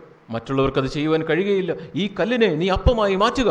Immediately the Holy Spirit reminded him of a word because his ear was awake from the morning. രാവിലെ മുതൽ അവന്റെ ചെവി തുറന്നിരുന്നത് കൊണ്ട് പരിശുദ്ധാത്മാവ് ഒരു വാക്യം അവന്റെ ഓർമ്മയിലേക്ക് പെട്ടെന്ന് കൊണ്ടുവന്നു. He immediately gave him a reference, Deuteronomy 8 verse 3. ആവർത്തന പുസ്തകം 8-ാം അധ്യായത്തിന്റെ 3-ാം വാക്യത്തെ അവൻ ഉടനെ അത് ഉദ്ധരിക്കുന്നു. Man shall not live by bread alone, but by every word that proceeds out of the mouth of God. മനുഷ്യൻ അപ്പം കൊണ്ട് മാത്രമല്ല ദൈവത്തിന്റെ വായിൽ കൂടെ വരുന്ന സകല വചനം കൊണ്ടും ജീവിക്കുന്നു. Who reminded him of that verse? ഈ വാക്യം യേശുവിനെ ആരാണ് ഓർപ്പിച്ചത്? There are thousands of verses that Jesus had read in the Old Testament. പഴയ നിയമത്തിൽ യേശുക്രിസ്തു വായിച്ച ആയിരക്കണക്കിന് വാക്യങ്ങളുണ്ടല്ലോ. From all those thousands of verses to pick out the right one for this temptation. ഈ പരീക്ഷയ്ക്ക് നേരിടുവാൻ ഉതകുന്ന ആ തക്ക വാക്യം ഈ ആയിരക്കണക്കിന് വാക്യങ്ങൾക്കിടയിൽ നിന്ന് യേശുക്രിസ്തു എങ്ങനെയാണ് തിരഞ്ഞെടുത്തത്? The Holy Spirit. പരിശുദ്ധാത്മാവ്. Because his heart was awake from the morning onwards. രാവിലെ മുതൽ അവന്റെ ഹൃദയം തുറന്നിരുന്നതുകൊണ്ട് ഉണർന്നിരുന്നതുകൊണ്ട് പരിശുദ്ധാത്മാവിനെ ഓർപ്പിച്ചു. The same thing can be happen to us. നമുക്കും അത് തന്നെ സംഭവിക്കാം. If you study the word of God, നാം ദൈവത്തിന്റെ വചനം പഠിക്കുന്നുവെങ്കിൽ, keep it in your mind. ദൈവവചനം നമ്മുടെ മനസ്സിൽ നാം വയ്ക്കുന്നുവെങ്കിൽ, hundreds of verses in your mind. നിങ്ങളുടെ മനസ്സിൽ നൂറുകണക്കിന് വാക്യങ്ങൾ ഉണ്ടായിരിക്കാം. Many things you have heard in conferences in your mind. നിങ്ങൾ കോൺഫറൻസുകളിൽ കേട്ട പല സത്യങ്ങൾ നിങ്ങളുടെ മനസ്സിൽ ഉണ്ടായിരിക്കാം. In the moment of temptation, the Holy Spirit will bring to your mind that particular thing which you need at that time. എന്നാൽ നിങ്ങളുടെ പരീക്ഷ സമയത്ത് നിങ്ങൾക്ക് ആവശ്യമുള്ള തക്കതായ ആ കാര്യത്തെ ദൈവം നിങ്ങളുടെ ഓർമ്മയിലേക്ക് കൊണ്ടുവരും. And you can say that to the devil. അത് നിങ്ങൾക്ക് പിശാചിനോട് പറയുവാനായിട്ട് കഴിയും. Nobody spoke to the devil in the Old Testament. പഴയ നിയമത്തിൽ പിശാചിനോട് ആരും സംസാരിച്ചില്ല. Nobody. ആരും Not സംസാരിച്ചില്ല. even one.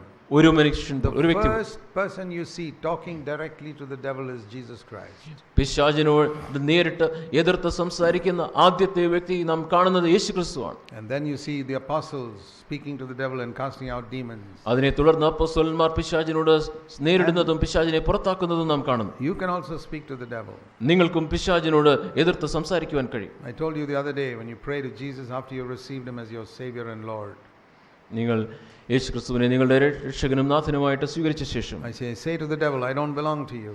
അതിനെ തുടർന്ന് പിശാചിനോട് നിങ്ങളോട് പറയുവാൻ ഞാൻ പറഞ്ഞല്ലോ, ഞാൻ പിശാചേ, ഞാൻ നിനക്കുള്ളവനല്ല. You follow Jesus in speaking to the devil. നിങ്ങൾ യേശുവിന്റെ പിന്നാലെ യേശു ചെയ്തതുപോലെ പിശാചിനോട് നിങ്ങൾ സംസാരിക്കുക. Resist the devil. പിശാചിനെ നിങ്ങൾ എതിർത്ത് നിൽക്കുക. In Jesus' name. യേശുവിന്റെ നാമത്തിൽ അവനെ എതിർത്ത് നിൽക്കുക. He will flee from you. അവൻ നിങ്ങളെ വിട്ട് ഓടിപ്പോകും. That's the promise.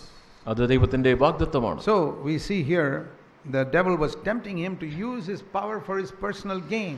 അതുകൊണ്ട് ഇവിടെ തന്റെ ശക്തി തന്റെ സ്വാർത്ഥമായ ആവശ്യത്തിന് വേണ്ടി ഉപയോഗിക്കുവാനായിട്ട് പിശാച് അവനെ പരീക്ഷിക്കുകയായിരുന്നു.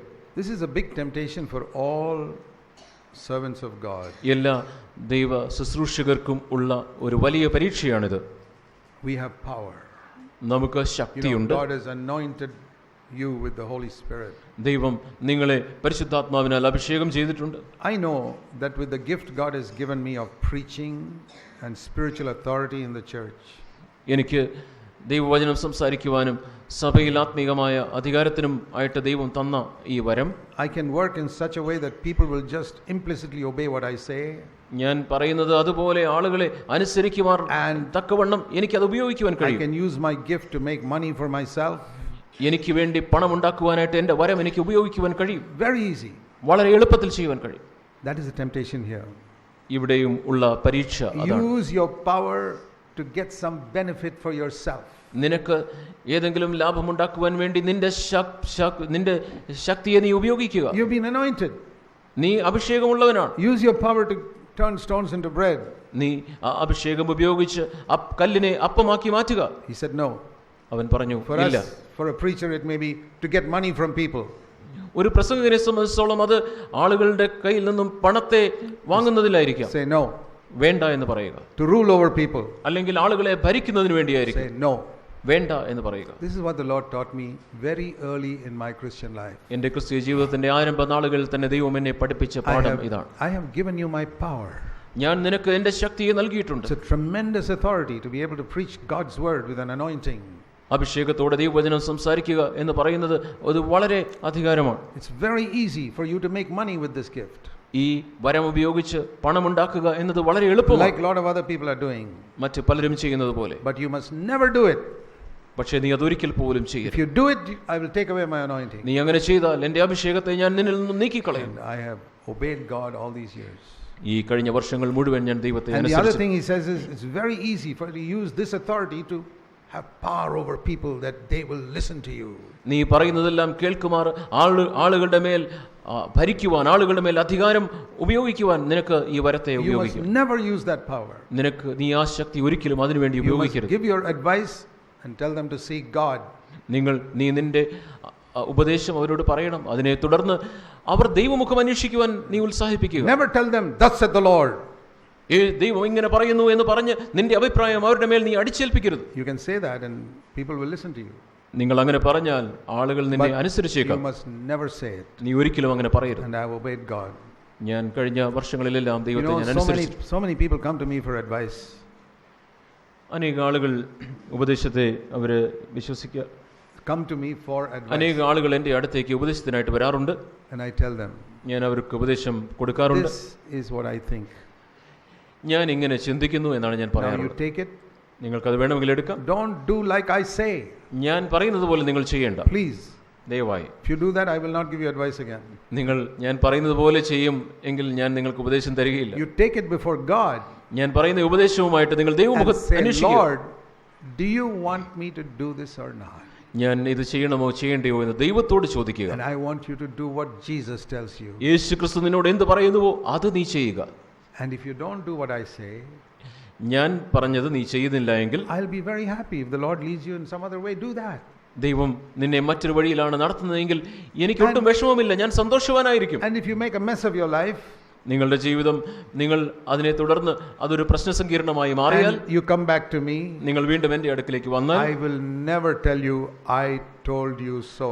ഞാൻ അന്നേ നിന്നോട് പറഞ്ഞില്ലേ എന്ന് ഞാൻ ഒരിക്കലും നിന്നോട് പറയുകയില്ല. Those words will never come out of my mouth. എൻ്റെ വായിൽ നിന്ന് ആ വാക്ക് വരികയില്ല. I'll say, never mind, we can fix the problem. ഞാൻ പറയും, സാരമില്ല, ആ പ്രശ്നത്തെ നമുക്ക് പരിഹരിക്കാം. A father and mother must never tell a child, I told you so. ഞാൻ നിന്നോട് പറഞ്ഞില്ലേ എന്ന് ഒരു പിതാവോ മാതാവോ ആ തന്റെ കുഞ്ഞിനോട് ഒരിക്കലും പറയരുത്. If you're a good father and mother, you'll fix the problem. നീ ഒരു നല്ല മാതാവോ പിതാവോ ആണെങ്കിൽ ആ പ്രശ്നത്തിന് ഒരു പരിഹാരമാണ് നീ കൊണ്ടുവരിക. Then teach them how not to make that mistake again. ആ പ്രശ്നത്തിനൊരു പരിഹാരം നീ കണ്ടെത്തിയ ശേഷം ആ രീതിയിലുള്ള തെറ്റ് ആവർത്തിക്കാതിരിക്കുന്നത് എങ്ങനെയാണ് എന്ന് അവരെ പഠിപ്പിക്കുക. God has given you some authority. ദൈവം നിനക്ക് ചില അധികാരങ്ങൾ നൽകിയിട്ടുണ്ടെങ്കിൽ never use it to get anything for yourself. നിനക്കായി എന്തെങ്കിലും നേടുവാനുള്ള ഒരു ഉപാധിയായി അതിനെ നീ ഉപയോഗിക്കരുത്. Any money, പണം, any honor, മാനം, any position, സ്ഥാനം, any power over people, ആളുകളുടെ മേലുള്ള അധികാരം. Don't take any delight that people listen to you. ആളുകൾ നിന്നെ കേൾക്കുന്നു എന്നതിൽ ഉള്ളതിൽ നീ രസിക്കരുത്. To tell you honestly, I'm scared if people listen to me. ആളുകൾ എന്നെ കേൾക്കുന്നു ശ്രദ്ധിക്കുന്നു എന്നുള്ളത് കാണുമ്പോൾ എനിക്ക് ഭയമാണ് ഉണ്ടാകാറുള്ളത്. I want them to listen to God. അവർ ദൈവത്തെ കേൾക്കണമെന്ന് ഞാൻ ആഗ്രഹിക്കുന്നു. They should not be connected to me. അവർ എന്നോടല്ല ചേർന്ന് നിൽക്കേണ്ടത്. I'm like a signpost saying Trivandrum that direction. Thiruvananthapuram ആ ദിശയിലേക്കാണ് എന്ന് കാണിക്കുന്ന ഒരു ചൂണ്ടുപലക പോലെ നിൽക്കുവാനാണ് ഞാൻ ആഗ്രഹിക്കുന്നത്. This signpost is not Trivandrum. ഈ സൈൻ പോസ്റ്റ് അല്ല തിരുവനന്തപുരം. That direction. ആ ദിശ. So as a servant of God, I'm a signpost saying Jesus Christ over there. ഒരു ദൈവ മനുഷ്യൻ എന്ന നിലയിൽ യേശു ക്രിസ്തു അവിടെയാണ് എന്ന് ചൂണ്ടുന്ന ഒരു ചൂണ്ടുപലക മാത്രമാണ് ഞാൻ. So many pastors and preachers make people hang on to them. They are the signpost. ആ ചൂണ്ടുപലക മാത്രമായിരിക്കുന്ന അവരുടെ കയ്യിൽ തൂങ്ങുവാനായിട്ടാണ് ഇന്ന് അനേക പാസ്റ്റർമാരും നേതാക്കന്മാരും ആളുകളെ നയിക്കുന്നത്. The people don't reach the destination Jesus Christ. അതുകൊണ്ട് തന്നെ യേശു ക്രിസ്തു എന്ന ലക്ഷ്യത്തിലേക്ക് ആളുകൾ എത്തിച്ചേരുന്നില്ല. So that's the first lesson we learned from this temptation. ഈ പരീക്ഷയിൽ നിന്നും നാം പഠിക്കുന്ന ആദ്യത്തെ പാഠം അതാണ്. Second temptation. രണ്ടാമത്തെ പരീക്ഷ. The devil took him to the top of a temple and said, jump down. അവൻ ആലയത്തിന്റെ ഗോപുരത്തിന്റെ മുകളിലേക്ക് കൊണ്ടുപോയി അവിടെ നിന്ന് താഴേക്ക് ചാടുവാനായിട്ട് അവനോട് പറഞ്ഞു. To commit suicide. ആത്മഹത്യ ചെയ്യുവാനായിട്ട് അവനെ പ്രേരിപ്പിച്ചു. The devil tempted Job through his wife to commit suicide. തന്റെ ഭാര്യയിലൂടെ ഇയ്യോബിനെ ആത്മഹത്യക്കായിട്ട് പിശാച് പ്രേരിപ്പിച്ചു. The devil tempted Jesus to commit suicide. പിശാചിത യേശുവിനെ ആത്മഹത്യ ചെയ്യുവാനായിട്ട് പ്രേരിപ്പിക്കുന്നു. And he even quoted a verse. അവനൊരു ദൈവവചനവും കൂടെ ഉദ്ധരിച്ചു. Because Jesus quoted a verse in verse 4. 4-ാം വാക്യത്തിൽ യേശുക്രിസ്തു ഒരു വാക്യം ഉദ്ധരിച്ചതുകൊണ്ട് the devil said, aha, you are quoting a verse, okay, I'll give you a verse also. നീ ഒരു വാക്യം ഉദ്ധരിക്കുകയാണല്ലേ, ഞാനും ഒരു വാക്യം ഉദ്ധരിക്കാം. So don't think every verse that comes into your mind is from God. It can be from the devil also. നിന്റെ മനസ്സിലേക്ക് വരുന്ന എല്ലാ വാക്യങ്ങളും ദൈവത്തിൽ നിന്നാണ് എന്ന് നീ ചിന്തിക്കരുത്. പിശാചിനും നിന്റെ മനസ്സിലേക്ക് ഒരു വാക്യത്തെ കൊണ്ടുവരുവാനായിട്ട് കഴിയും. It is good to consult with some godly older brother when you think I'm going to act according to some verse. നിനക്ക് ഏതെങ്കിലും ഒരു വാക്യം കിട്ടി ഉടനെ അതിനനുസരിച്ച് നീ ഈ കാര്യം ചെയ്യാൻ പോവുകയാണ് എന്ന് ചിന്തിക്കുന്നതിന് മുമ്പ് നീ ദൈവഭക്തനായ ഒരു ആളിനോട് കൂടെ കാര്യങ്ങൾ സംസാരിക്കുക. These people who just open the Bible to get guidance. ദൈവത്തിന്റെ ആലോചന ലഭിക്കുവാനായിട്ട് ബൈബിൾ മൂടി വെച്ച് പെട്ടെന്ന് ബൈബിൾ തുറന്ന് ആലോചനയ്ക്കായിട്ട് അന്വേഷിക്കുന്ന ആളുകളുണ്ട്. There was one man who wanted guidance like that. അങ്ങനെ ആലോചന വേണ്ടിയ ഒരു മനുഷ്യനുണ്ടായിരുന്നു. Tell me what I should do. ദൈവമേ, ഞാൻ എന്ത് ചെയ്യണമെന്ന് അങ്ങ് എനിക്ക് പറഞ്ഞു തരണമേ. Judas went and hanged himself. യൂദാസ് പോയി തൂങ്ങി മരിച്ചു. What guidance do you get from that? അതിൽ നിന്ന് എന്ത് ആലോചനയാണ് നിനക്ക് കിട്ടുക? Don't try to get guidance by opening the Bible like that. Bible അങ്ങനെ തുറന്ന് നീ ആലോചന കണ്ടെത്താനായിട്ട് ശ്രമിക്കാതിരിക്കുക. So the devil quotes a verse. അതുകൊണ്ട് പിശാച് ഒരു വാക്യം ഉദ്ധരിച്ചെന്ന് വരാം.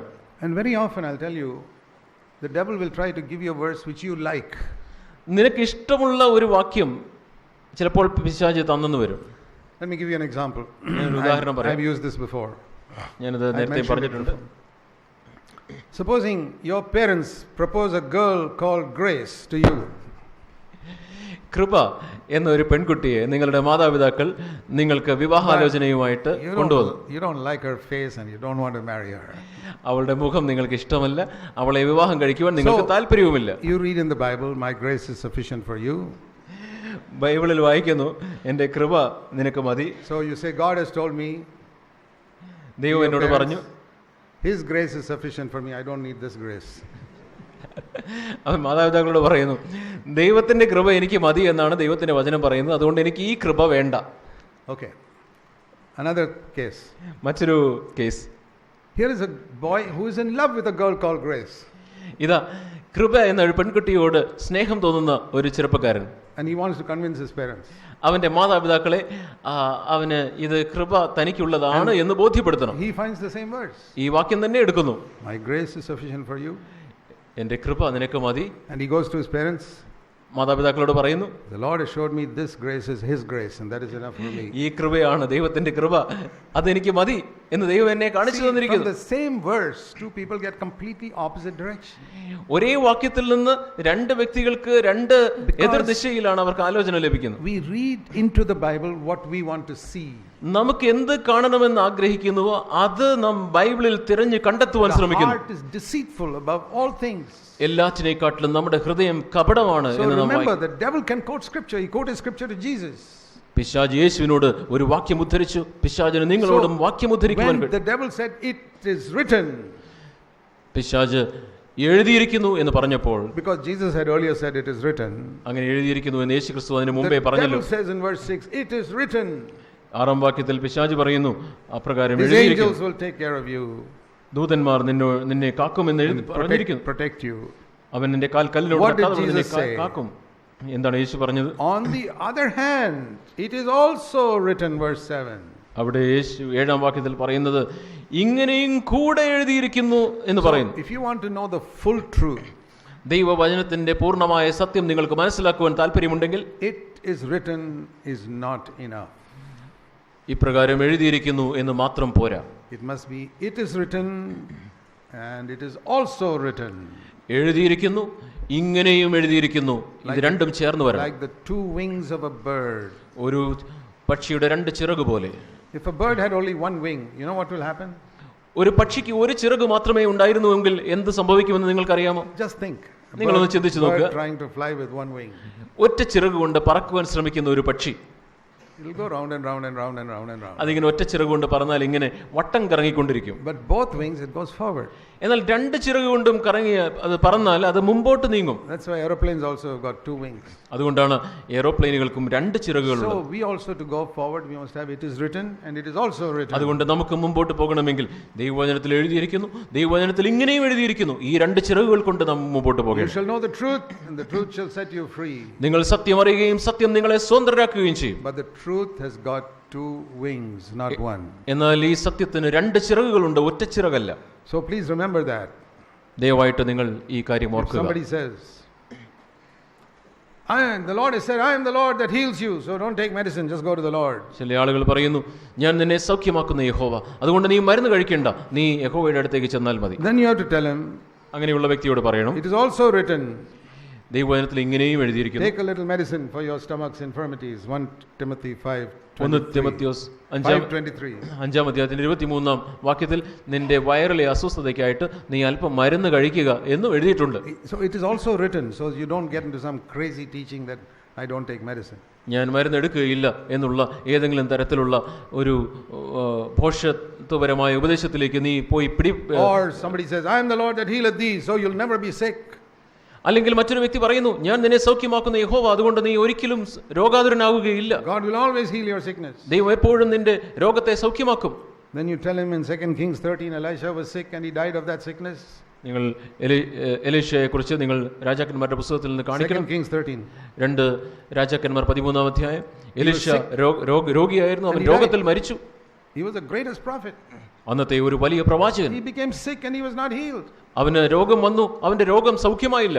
Paul had a thorn in the flesh and he was not healed. 2 Corinthians 12.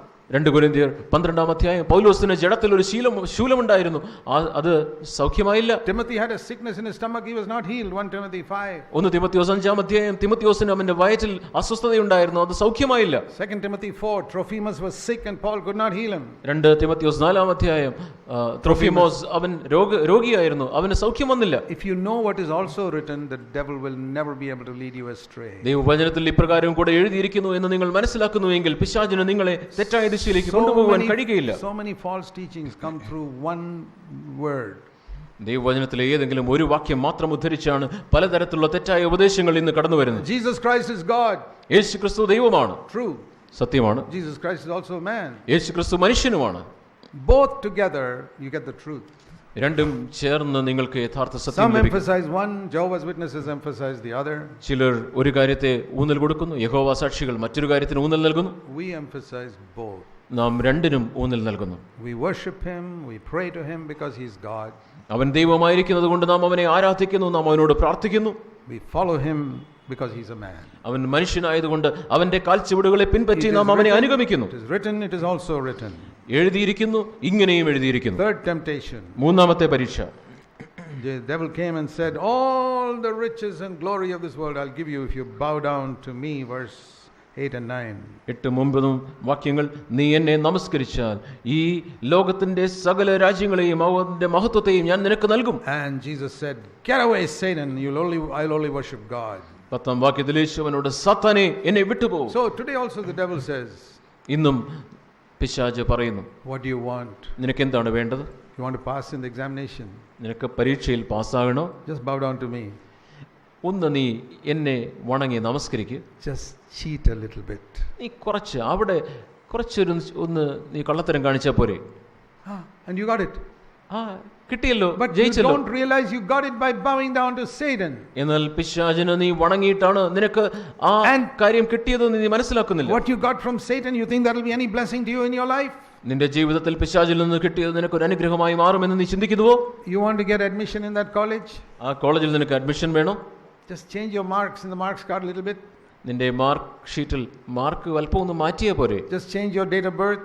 നിന്റെ ആ ജനനതീയതി ഒന്ന് മാറ്റിയാ പോരെ? Just bow down to me, I'll give you whatever you want. നിനക്ക് എന്ത് വേണമെങ്കിലും ഞാൻ തരാം, നീ എന്നെ നമസ്കരിച്ചാൽ മതി. You want to make a little money in your business? നിന്റെ ബിസിനസ്സിൽ നിനക്ക് കുറച്ചുകൂടെ പണം ഉണ്ടാക്കണമോ? I'll show you how to cheat without getting caught. പിടിക്കപ്പെടാതെ എങ്ങനെ കളിപ്പിക്കാമെന്ന് ഞാൻ നിനക്ക് കാണിച്ചു തരാം. You think the devil doesn't know such methods? അങ്ങനെയുള്ള വഴികളൊന്നും പിശാചിന് അറിയില്ലെന്നാണോ നിങ്ങൾ ചിന്തിക്കുന്നത്? And you bow down and you make money. നിങ്ങൾ അവിടെ അവനെ നമസ്കരിക്കുന്നു, നിങ്ങൾ പണം ഉണ്ടാക്കുന്നു. And you say, God has blessed me with so much money. അതിനെ തുടർന്ന് നിങ്ങൾ പറയുന്നു, എന്നെ എത്രയധികം ദൈവം അനുഗ്രഹിച്ചു. No brother. പ്രിയ സഹോദരാ, അങ്ങനെയല്ല. You bow down to the devil and he gave you something. നീ പിശാചിനെ നമസ്കരിച്ചുകൊണ്ട് അവനാണ് നിനക്ക് ഈ കാര്യങ്ങൾ നൽകിയത്. What Jesus refused to do, you did. യേശുക്രിസ്തു ചെയ്യാത്ത കാര്യം നീ ചെയ്തു. What Jesus said, I don't want anything from you, Satan, you took it. പിശാചേ, നിന്നിൽ നിന്നും എനിക്ക് ഒന്നും വേണ്ട എന്ന് പറഞ്ഞ ആ സ്ഥാനത്ത് നീ പിശാചിൽ നിന്നും അത് സ്വീകരിച്ചു. That is the mark of the beast in your hand. ആ മൃഗത്തിന്റെ മുദ്ര നിന്റെ കയ്യിൽ പതിഞ്ഞിരിക്കുന്നു. It's hidden. അത് മറഞ്ഞിരിക്കുന്നു. But you come to the church. നീ സഭയിൽ വരുന്നു. And you got the mark of the beast. With your hand you have done wrong things. നിന്റെ കൈ കൊണ്ട് നീ തെറ്റായ കാര്യങ്ങൾ ചെയ്തു. മൃഗത്തിന്റെ മുദ്ര നിന്റെ കയ്യിൽ പതിഞ്ഞവനായിട്ടാണ് നീ സഭയിൽ വരുന്നത്. You have taken money that doesn't belong to you. നിനക്ക് അർഹിക്കപ്പെടാത്ത പണത്തെ നീ എടുത്തുകൊണ്ടാണ് നീ വരുന്നത്. Cheated. നീ കബളിപ്പിച്ചിട്ടുണ്ട്. You have not returned money that you took from others. മറ്റുള്ളവരിൽ നിന്നും നീ എടുത്ത പണത്തെ നീ തിരിച്ചു കൊടുത്തിട്ടില്ല. The devil says, keep quiet about it. പിശാച് പറയുന്നു, നീ അതിനെക്കുറിച്ച് മിണ്ടാതിരുന്നാ മതി. You just bow down to me, I'll give you whatever you want in the world. നിനക്ക് ഈ ലോകത്തിൽ എന്ത് വേണമെങ്കിലും ഞാൻ നിനക്ക് തരാം, നീ എന്നെ വീണ് നമസ്കരിച്ചാൽ മാത്രം മതി. Do you want to be an elder in the church, Satan says? നിനക്ക് സഭയിൽ ഒരു മൂപ്പനാകണോ? Just bow down to me, I'll tell you how to do it.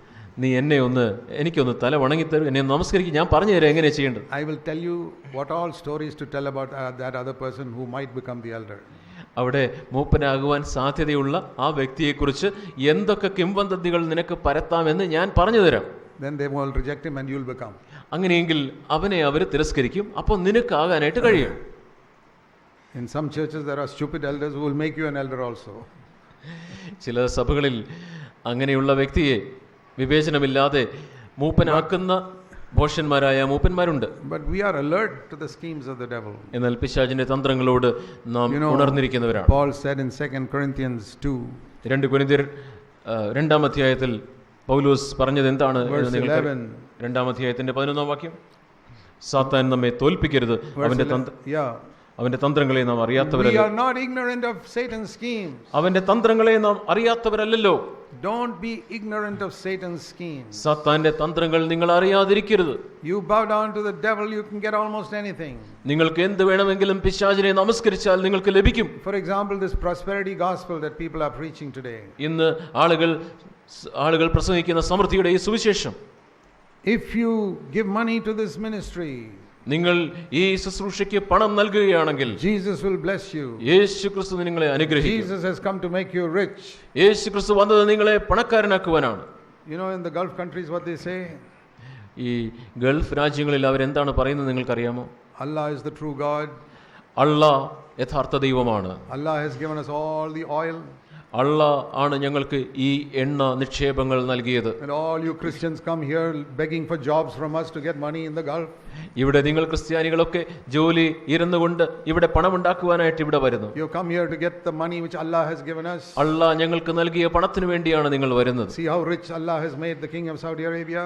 Saudi അറേബ്യയിലെ രാജാവിനെ അല്ലാഹ് എത്ര ധനവാനാക്കി മാറ്റിയിരിക്കുന്നു എന്ന് നിങ്ങൾ ശ്രദ്ധിക്കുക. And the sheikhs. അവിടെയുള്ള ഷെയ്ഖുമാരെ. See how you Christians from Kerala are running here to the Gulf to get the money Allah has given us. അല്ലാഹ് ഞങ്ങൾക്ക് നൽകിയ ഈ പണത്തിനു വേണ്ടി കേരളത്തിൽ നിന്നുള്ള നിങ്ങൾ ഓടി വരുന്നത് നിങ്ങൾ കണ്ടുവോ? And you're taking the money Allah has given us and going home and you have become rich also. അല്ലാഹ് ഞങ്ങൾക്ക് നൽകിയ ഈ പണം എടുത്തുകൊണ്ട് നിങ്ങൾ വീട്ടിൽ പോയി നിങ്ങളും പണക്കാരനാകുന്നു. Don't say Jesus made you rich, say Allah made you rich. യേശുക്രിസ്തു നിങ്ങളെ ധനവാനാക്കിയെന്നല്ല, അല്ലാഹ് നിങ്ങളെ ധനവാനാക്കിയെന്ന് പറയുക.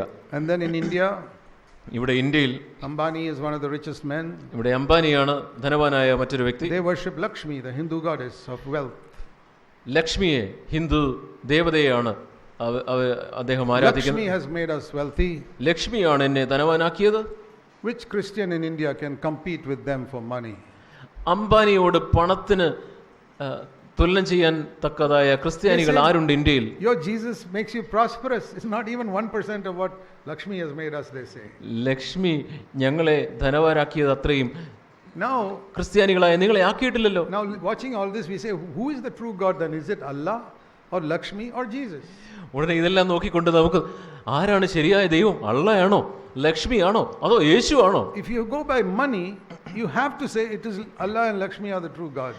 നിങ്ങൾ പണത്തിന്റെ തോതനുസരിച്ചാണ് ദൈവം ആരാണെന്ന് മനസ്സിലാക്കണമെങ്കിൽ നിങ്ങൾക്ക് യഥാർത്ഥ ദൈവം അള്ളായും ലക്ഷ്മിയുമാണെന്ന് പറയേണ്ടി വരും. Now can you see the foolishness of these people who say Jesus makes you rich? യേശു നിങ്ങളെ ധനവാനാക്കുന്നു എന്ന് പറയുന്ന ഈ ആളുകളുടെ പോഷത്വത്തെ നിങ്ങൾക്ക് മനസ്സിലാക്കുവാൻ കഴിയുന്നുണ്ടോ? Is Jesus inferior to Allah and Lakshmi?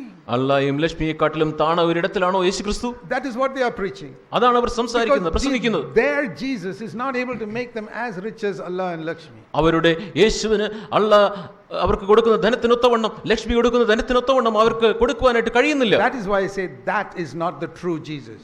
അതുകൊണ്ടാണ് ഞാൻ പറയുന്നത് അത് യഥാർത്ഥ യേശുവല്ല. They are preaching another Jesus. അവർ മറ്റൊരു യേശുവിനെയാണ് പ്രസംഗിക്കുന്നത്. The true Jesus does not make you rich. യഥാർത്ഥ യേശു നിങ്ങളെ സമ്പന്നനാക്കുകയല്ല ചെയ്യുന്നത്. He makes you like him in your character. നിന്റെ സ്വഭാവത്തിൽ നിന്നെ കൂടുതലായിട്ട് യേശുവിനെ പോലെ ആക്കുകയാണ് യഥാർത്ഥ കർത്താവ് ചെയ്യുന്നത്. അവൻ നിന്നെ താഴ്മയുള്ളവനാക്കി മാറ്റുന്നു. അവൻ നിന്നെ ശുദ്ധിയുള്ളവനാക്കി മാറ്റുന്നു. Loving. അവൻ നിന്നെ സ്നേഹമുള്ളവനാക്കി മാറ്റുന്നു. Forgiving. ക്ഷമിക്കുന്നവനാക്കി മാറ്റുന്നു. Giving thanks for everything. എല്ലാറ്റിനും നന്ദി പകരുന്നവനാക്കി Never മാറ്റുന്നു. grumbling, never complaining. ഒരിക്കലും പരാതി പറയാതെ പിറുപിറുക്കാത്തവനാക്കി മാറ്റുന്നു. Thanks. എല്ലാറ്റിനും നന്ദി കരേറ്റുന്നവനാക്കി മാറ്റുന്നു. Never being anxious. ഒരിക്കലും ആകാംക്ഷയില്ലാത്തവനാക്കി Not loving money. പണത്തെ സ്നേഹിക്കാത്തവനാക്കി മാറ്റുന്നു. That is the true wealth. അതാണ് യഥാർത്ഥ സമ്പത്ത്. No other God can make you like that. ആ യഥാർത്ഥ സമ്പത്ത് നിങ്ങൾക്ക് നൽകുവാൻ മറ്റൊരു ദൈവത്തിനും കഴിയുകയില്ല. That is what CFC stands for. അതിനുവേണ്ടിയാണ് CFC നിലകൊള്ളുന്നത്. As time goes on, സമയം കാലം പോകുന്തോറും you will find, mark my words, നിങ്ങൾ എൻ്റെ ഈ വാക്ക് ഇന്ന് ശ്രദ്ധിച്ചുകൊള്ളുക, you will find a time coming when we will be the only ones preaching this truth. നാം ഈ സത്യം പ്രസംഗിക്കുന്ന സഭയായിട്ട് നാം മാത്രമായിട്ട് നിലകൊള്ളേണ്ടി വരും. Everybody else will go the other way. മറ്റെല്ലാവരും ഈ സമൃദ്ധിക്ക് പുറകെ പോകും. That is why I say keep your eyes on Jesus and follow only him. അതുകൊണ്ടാണ് യേശു ക്രിസ്തുവിൽ മാത്രം നിങ്ങൾ കണ്ണുകളെ വെച്ച് അവനെ മാത്രം നിങ്ങൾ അനുഗമിക്കുക എന്ന് ഞാൻ പറയുന്നു. The real Jesus. യഥാർത്ഥത്തിലുള്ള യേശു. I am getting old. I can't travel everywhere. എനിക്ക് പ്രായം കൂടുന്നു, എല്ലായിടത്തും എനിക്ക് യാത്ര ചെയ്യുവാൻ കഴിയില്ല. There's a need in many places. അനേകം സ്ഥലങ്ങളിൽ ആവശ്യമുണ്ട്. Pray that God will raise up a younger generation of people who will preach these truths till Jesus comes again. യേശു ക്രിസ്തു വീണ്ടും വരുന്നതുവരെ ഈ സത്യങ്ങൾ പ്രസംഗിക്കുന്ന ഒരു അടുത്ത തലമുറ ദൈവം എഴുന്നേൽപ്പിക്കും എന്ന് ഞാൻ ആഗ്രഹിക്കുന്നു. My wife and I don't have good health to travel all the time everywhere. എല്ലായിടത്തും എപ്പോഴും യാത്ര ചെയ്യുവാനായിട്ട് ആവശ്യമായ ആരോഗ്യം എനിക്കും എൻ്റെ ഭാര്യയ്ക്കുമില്ല. In spite of our sickness we go here and there because we want to proclaim the truth. ഈ സത്യം മറ്റ് സ്ഥലങ്ങളിൽ പ്രസംഗിക്കേണ്ടതിന്റെ ആവശ്യകത ഉണരുന്നത് കൊണ്ടാണ് ഞങ്ങൾക്ക് ആരോഗ്യം ക്ഷീണമുണ്ടെങ്കിലും ഞങ്ങൾ എല്ലായിടങ്ങളിലും യാത്ര ചെയ്യുന്നു. We long to see another generation proclaiming the same thing fearlessly. എന്നാൽ ഭയമില്ലാതെ ഈ സത്യങ്ങൾ പ്രഘോഷിക്കുന്ന അടുത്തൊരു തലമുറ എഴുന്നേറ്റ് വരുന്നത് കാണുവാൻ ഞങ്ങൾ ആഗ്രഹിക്കുന്നു. I hope God will raise up some of you to say the same thing. ഈ സത്യങ്ങൾ ഉയർത്തി കാണിക്കുവാൻ നിങ്ങളിൽ ചിലരെ എഴുന്നേൽക്കണമെന്ന് ഞാൻ ആഗ്രഹിക്കുന്നു. You must be convinced about the truth and you must be anointed with the Holy Spirit. എന്നാൽ ഈ സത്യങ്ങളാൽ നിങ്ങൾ പിടിക്കപ്പെടണം, നിങ്ങൾ പരിശുദ്ധാത്മാവിനാൽ അഭിഷേകമുള്ളവരായിരിക്കണം. And you must not love money. നിങ്ങൾ പണത്തെ സ്നേഹിക്കുന്നവരായിരിക്കരുത്. Cry out for a victorious life. നിങ്ങളുടെ സ്വന്തം ജീവിതത്തിൽ വിജയകരമായ ഒരു ജീവിതത്തിനായി നിലവിളിക്കുന്നവരായിരിക്കണം. Filled with the Spirit all the time. പരിശുദ്ധാത്മാവിന്റെ നിറവ് എല്ലായ്പ്പോഴും ഉള്ളവരായിരിക്കണം. And to have the anointed gifts of the Holy Spirit all of them. പരിശുദ്ധാത്മാവിന്റെ അഭിഷേകവും വരങ്ങളും എപ്പോഴും ഉള്ളവരായിരിക്കണം. Let's pray. നമുക്ക് പ്രാർത്ഥിക്കാം. Heavenly Father, സ്വർഗ്ഗസ്ഥനായ പിതാവേ, help us to live according to the light of your word.